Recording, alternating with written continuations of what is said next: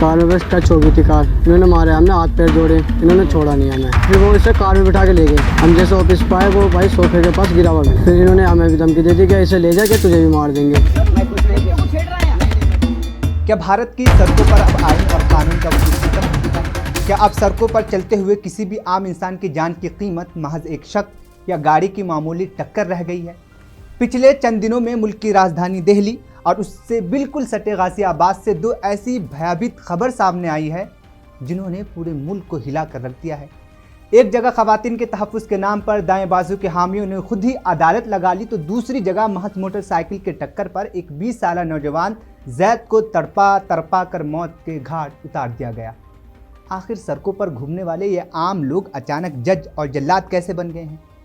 चलिए खोलते हैं इन दोनों वारदातों के पीछे की पूरी हकीकत।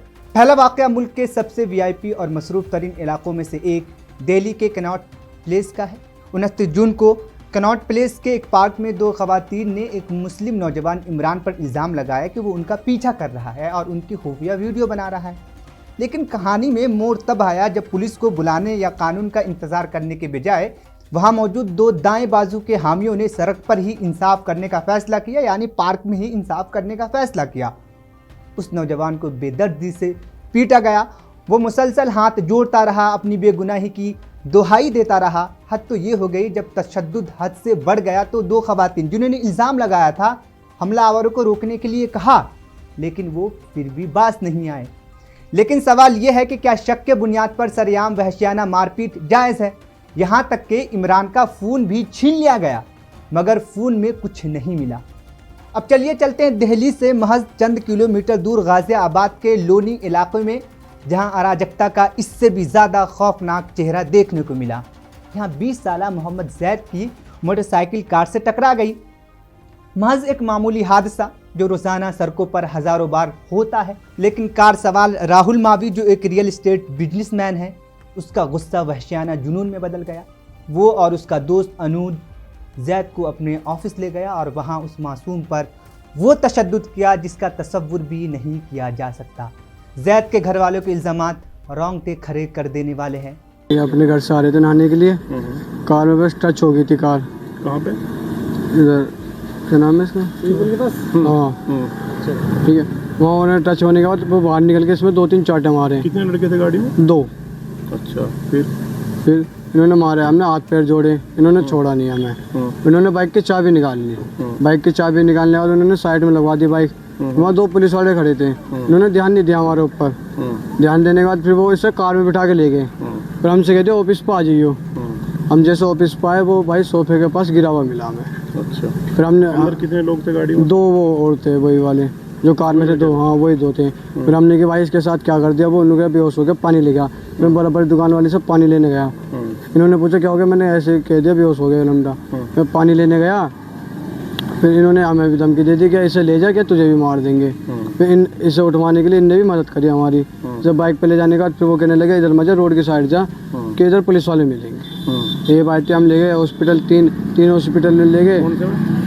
फ्लाईओवर से नीचे उतर गए। अच्छा, फिर वहाँ पर क्या बताया? उन्होंने कह जीटी भी ले जाओ। फिर एक के पास वो करा, वो भी कहा जीटी भी ले जाओ। इसके जब तुम लेकर गए थे क्या की थी उस समय? कुछ लेकर गए थे क्या? आँख पलटी हुई थी। सांस चल रहा था उस समय? नहीं कुछ भी नहीं। इस जगह में वो विषय कर ले गए, ट्रेन में बिठा के। फिर जीटी भी ले गए। जीटी में कह दी इसकी दिल की धड़कन, नस और आँख सब पलट गई, खत्म। मुलजिम ने जैद के बाइक का फ्यूल पाइप काट दिया और वहां मौजूद जैद के दोस्त को खुला धमकी दिया कि अगर वो पुलिस को फ़ोन किया तो उसे भी जिंदा नहीं छोड़ेंगे। नतीजा 20 साल जैद इस वहशियाना पिटाई की वजह से दम तोड़ गया। इन दोनों मामलात में मीडिया और सोशल मीडिया पर आवाज़ उठने के बाद पुलिस हरकत में आई। गाजियाबाद के लोनी कत्ल केस में पुलिस ने बड़ी कार्रवाई करते हुए मुलजिम राहुल मावी को गिरफ्तार किया, मगर महफूज तरीके से। जी हाँ, सुरक्षित तरीके से। क्या यूपी पुलिस उनके घर पर बुलडोज़र चलाएगी? अगर इस जगह पर कोई मुस्लिम नाम होता तो क्या आज मीडिया ऐसे ही खामोश रहती? यूपी सरकार खामोश रहती? इसका जवाब हम आप पर छोड़ते हैं। अभी तक दूसरा मुलजिम अनूज भी फरार है और पुलिस उसकी तलाश कर रही है। मगर यहाँ भी एक सवाल है, क्या जैद को इंसाफ मिल पाएगा या इस केस में भी ऐसा ही होगा जो बरसों से होता आ रहा है? ये कोई अचानक हुए वाक़यात नहीं है, बल्कि ये एक सोची समझी ख़तरनाक पैटर्न का हिस्सा है जिसकी गवाह पिछले कई सालों से होता हुआ दिख रहा है और आ रहा है। सितंबर 2015 का दादरी बांसवाड़ा केस, जहां गाय के गोश्त की अफवाह में मंदिर से लाउड स्पीकर से हुजूम इकट्ठा किया गया और मोहम्मद इखलाक को मार दिया गया था और फिर उनको बाद में ज़मानत भी मिली। अप्रैल 2017 में अलवर हाईवे पर दुरुस्त दस्तावेजात यानी सही डॉक्यूमेंट्स होने के बावजूद पहलू खान को विपिन यादव, कालू राम, दयानंद, योगेश कुमार और भीम राठी ने पीट कर हलाक कर दिया था और फिर उन्हें भी ज़मानत मिली।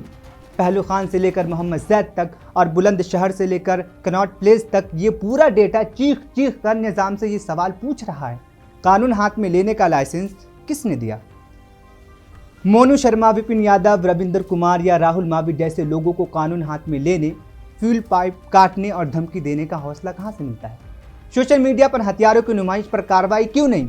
जब ये लोग खुलेआम हथियारों के साथ रील्स बनाकर नफरत फैलाते हैं तो आईटी एक्ट और पुलिस का क्रैकडाउन पहले क्यों नहीं होता? क्या खवातीन का तहफ़्फ़ुज़ सिर्फ एक मोहरा है? कनॉट प्लेस में खवातीन के मना करने के बाद भी पिटाई जारी रखना ये साबित करता है कि मकसद तहफ़्फ़ुज़ नहीं बल्कि मजहबी शनाख्त को निशाना बनाना था। हुकूमत ऐसे अनासिर पर लगाम कब लगाएगी और किस तरह लगाएगी? जमानत और बर्बरियत का ये खेल कब तक चलता रहेगा? बुलंदशहर के योगेश राज हो या अलवर के मुलजिम, उनका आसानी से बाहर आ जाना अपराधी तत्व के हौसले को नहीं बढ़ाता। मफरूद मुलजिम अनुज कब पकड़ा जाएगा? लोनी में जैद को तरपा कर मारने वाला दूसरा मुलजिम अब तक पुलिस के गिरफ्त से क्यों दूर है? अगर हम नेशनल क्राइम ब्यूरो के हालिया डेटा और आज़ाद इदारों की रिपोर्ट्स पर नज़र डालें तो पिछले कुछ सालों में मॉब लिंचिंग, कानून हाथ में लेने जैसे रुझानात में ख़तरनाक इजाफा हुआ है। छोटी छोटी बातों पर किसी ख़ास धार्मिक पहचान को देखकर हुजूम इंसान को मार दे रहा है। क्यों इतना सस्ता खून हो गया इंसानों का? आज इस वीआईपी राजधानी और उसके आसपास के निज़ाम से हम सब मिलकर ये सवाल पूछ रहे हैं और हमें ये सवाल पूछना होगा कि कानून हाथ में लेने की जुर्रत कहाँ से आ रही है? क्या इन हमला आवरों को मालूम है कि वो किसी को भी पीट देंगे और उनका कुछ नहीं बिगड़ेगा? यह हौसला उन्हें कौन दे रहा है? सिक्योरिटी के दावे कहाँ गए? कनॉट प्लेस जैसे हाई सिक्योरिटी जोन में सरेआम मारपीट होती है। लोनी में एक लड़के को अगवा कर दफ्तर ले जाकर मार दिया जाता है।